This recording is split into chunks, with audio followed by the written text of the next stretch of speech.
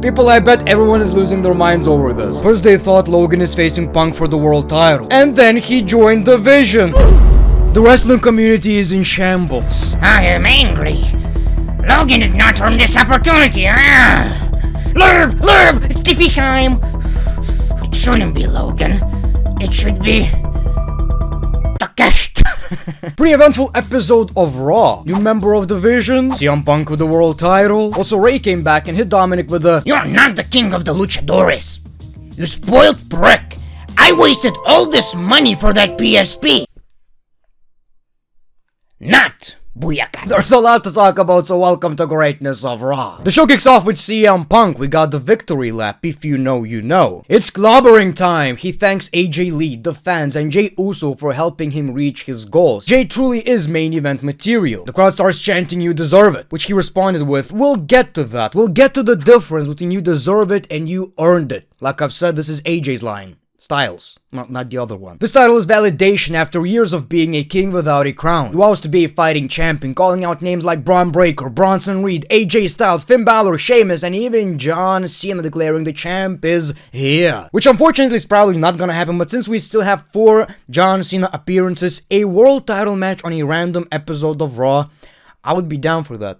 Obviously. He then mocks Seth Rollins, sarcastically wishing him a speedy recovery and doing the championship swing just like Seth Rollins does. He did the helicopter, which is funny. It's unfortunate that he did not win this championship from Seth Rollins, but still tells a pretty decent story. You know, Seth Rollins lost everything. His friends, his respect, his championship, and to CM Punk. It's absolutely wild. And then we see Logan Paul. Oh my god, I can already imagine the internet went absolute nuts. And you know, part of me is like, oh yes, this is gonna be fun. People are going to lose their minds. I don't like Logan, obviously. Who does? Who likes him as a person? Some of it is just pretty fun TV, you know, watching the chaos. He says he earned the championship opportunity. Punk says you're famous for nothing and stay on SmackDown, which after what happened later on the show, I think he probably moved to Raw. We'll get into it. You know, I have mixed feelings, people. I have mixed feelings. We see Paul and the Bronze. Heyman calls him a bitch without an owner and reminded Punk he's in the wrong place at the wrong time. Breaker warns Punk that his time is up and says he's coming for what's his. Punk tells Logan to fight with him or get out. So Logan backs off. We got a big brawl, but then Logan Paul decided to get involved and help CM Punk. So eventually they fight back, and it seems like Logan Paul just turned babyface. Somewhat. They already teased it, and then we found out a little bit later what actually happened. But they actually teased Logan's face turn twice. It got me a little excited.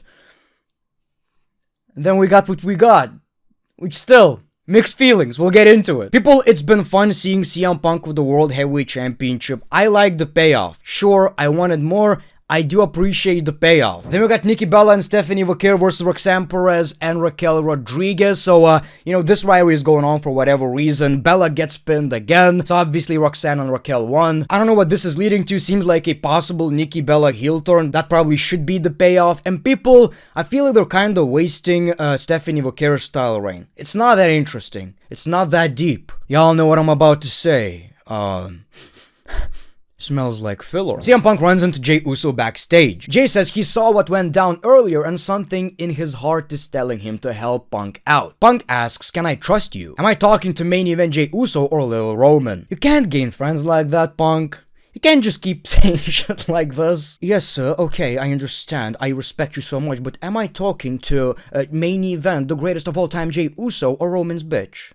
Which one is it?" Jey assures him he's talking to main event Jey Uso, not a follower. He says, "If I were a champ, the Vision would be after me too. The Vision won't stop until you're taken out." So Jey offers to help CM Punk out. They have a deal, which was the main event of Monday Night Raw, a tag team match. And of course, we were expecting something to happen, but still, the possibility of Logan Paul being in the Vision, which makes so much sense for whatever reason, and I never even thought about that, I didn't have that in mind. Then we got Penta versus El Grande Americano. So, you know, this was a fun match, I guess. Penta is always fun to watch. El Grande's butt suckers got ejected. Penta wins the match, and I'm just so tired of this gimmick. When Chad Gable did it, it was fun, fresh. I get it. It's a parody. Okay, I get what you're trying to do. Now it's just goofy, it doesn't make any sense, nobody cares, what's the payoff? And, Ludwig is obviously doing a great job. He's great, he's charismatic, he's nailing it. I'm just not a fan. Unless WWE have something very big planned eventually when Chad Gable returns, I don't see a point in all of this. Rusev is focused on the tournament. He cut a kind of a face-ish promo and says Rusev will have his day. I got the reference, it's Rusev Day. Speaking of which, we now know the first 2 matches of this tournament, which again is a very good idea and I expect some bangers. First, we're going to have Damian Priest versus Rusev, which is random, and I guess that's why I really like it. It's SmackDown versus Raw, and what a way to make John Cena's final match look special, right? Then we're going to have Sheamus versus Shinsuke Nakamura, which is probably the most exciting Shinsuke Nakamura match I could come up with right now. 2 hard hitters. 2 stiff guys. 2 meat beaters. Very excited about that. Dominik calls himself the king of the luchadors, claiming he's the greatest intercontinental champion, AAA champion, and the best luchador of all time. No one on this planet can stop him. Suddenly, It's Papi. yes, people, Rey Mysterio made his return, and don't you dare say you're the greatest luchador when we still have Rey Mysterio, bitches. You can brag all you want, but calling yourself the king of the luchadors disrespects the entire heritage. El Santo, Blue Demon, Eddie Guerrero. Okay, this was hilarious. He says, keep my dad's name out of your mouth. I'm talking about Eddie Guerrero. It's canonical, people. It's real. We all knew it. We all knew it. We just never thought WWE are going to straight up just say it. Speak these words. Yes. He's not Rey's son, he is Eddie Guerrero's son. You can disrespect me all you want, but you'll never disrespect Lucha Libre. Dominik mocks Rey Mysterio for being jealous and says he's already surpassed everything his father has done. Rey responds with fire. You'll never be king of the luchadores, you'll never own this ring, and you'll never be the greatest Mysterio. Obviously, people, we got a fight. A 619, and then Dominik rolls out of the ring. I like this, people. I really like this idea because in a way, sure, we got this rivalry, right? Father versus son. Father versus Mijo. But Dominik lost the match. So what do we do right now? I feel like Rey Mysterio as a father, as the perfect father figure who loves Dominik. He loves Aaliyah. And most importantly, he loves Angie. As a perfect family man, he needs to put over his son. He needs to lose to Dominik Mysterio. I'm excited about this. Seems like a big match, and obviously happy to see Rey Mysterio back. Still one of the all-time greats, right? Becky also cut a passionate promo about Maxine Dupree. She talked about her injured husband, the Vision chaos, a crooked referee, and Adam Pearce sending her home to cool off. She mocks New Mexico, saying the only cool thing from here is a show about meth, the greatest piece of television ever created, known to humankind. Jesse. Maxine Dupree is lucky to have survived facing her. Dupree doesn't belong, because you don't survive in this business by being lucky, you have to be good, and I'm the best. So she warns Dupree that next time, one wrong move will be her last. Welcome to the big time. Pretty fine storyline WWE are telling right here. Basically, Becky Lynch is in the big leagues, and obviously the story is that Maxine Dupree is still fresh, green, and she's not even that good at wrestling, and it tells a pretty good underdog story. And now we know that Maxine Dupree took a break. She needs to learn. She's gonna train with Otis, I believe, or even Chad Gable, I don't even know, and she's gonna come back stronger and better than ever before, and she's going to face Becky Lynch. And if the performance is good, if the character looks a little bit more serious, if she ends up winning against Becky Lynch, I'm not gonna hate on it.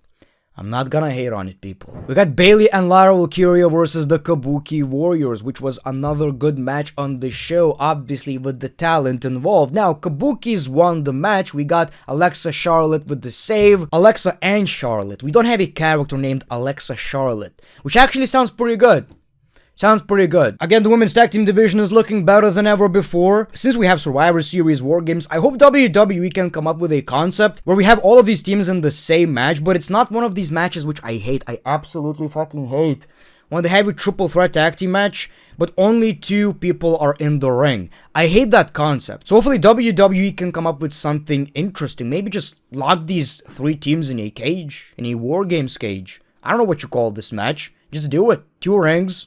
whatever, like the idea. Raquel is excited about her upcoming women's title match, and Dominik Mysterio is angry. He demands to know where everyone was. Balor says they weren't invited, and he gives Dom the shillelagh. Go handle things yourself. Raquel blames Dom for the loss, while Roxanne tells him to be the bigger man, the king of the luchadores. Again, more cracks, more butt cracks in the Judgment Day, people, and again, excited about Rey versus Dominik, even though we've seen it. Now it's a different story. Dominik is his own man. He has the aura. He has the accomplishments to back it up. He's no longer just Eddie Guerrero's son. So we got the World Tag Team Championship match, AJ and Lee versus the Judgment Day. Another fun match on the show. Again, Dominik tried to help, but nothing really worked. We got Sheamus, who takes out Dominik. Finn hit Styles with a shillelagh. None of it worked in the end, and the babyfaces retained the Tag Team Championships, which is good. Still a very random tag team. Still hard for me to take it seriously as a legitimate tag team, but I guess I can appreciate the fact that Dragon Lee is finally doing something. One of the most talented people on the roster who is just kinda there. And you can say that about a lot of WWE wrestlers right now. Probably even about Penta, who's great, who has great matches, but he's just kind of there to give you a good match on Raw. Whatever.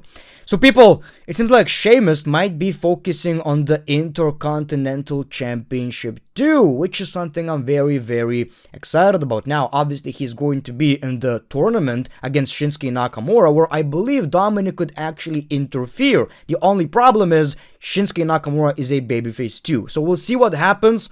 But if the end goal is for Sheamus to win the Intercontinental Championship, I'm happy. I hated this Intercontinental Championship title reign, but in a way there are so many possibilities, because the longer this championship title reign is getting, the more interesting the payoff is going to be. Who is he losing the championship to? I don't believe it should be Rey Mysterio. Like I've said, Rey Mysterio needs to put his Miho over, even if he was adopted. We see Heyman and Jay backstage. Heyman says Jay always keeps him guessing and questions why would he team with the man who just beat him for the World Heavyweight title. Uso says he respects Punk. He won clean. I don't care what Roman or Jimmy think. Jay is his own man. Heyman admits he lacks that attitude, but warns that the Brawns are unleashed and it's all-out war. If anyone doesn't follow the vision, they'll get crushed. Heyman says Jay has his own vision and wishes him luck before walking away. So that was the tease, I believe, in my opinion, that Jay Uso might join the Vision. That's what WWE wanted you to believe, with Jay being in the same locker room with Heyman. It's a cool idea, it's something I would definitely like to see. Not necessarily Jay in the Vision with Jay as a heel, but it's not happening. The merch sales are too good. The money is too good, people. The money is too good. And that's what matters the most to our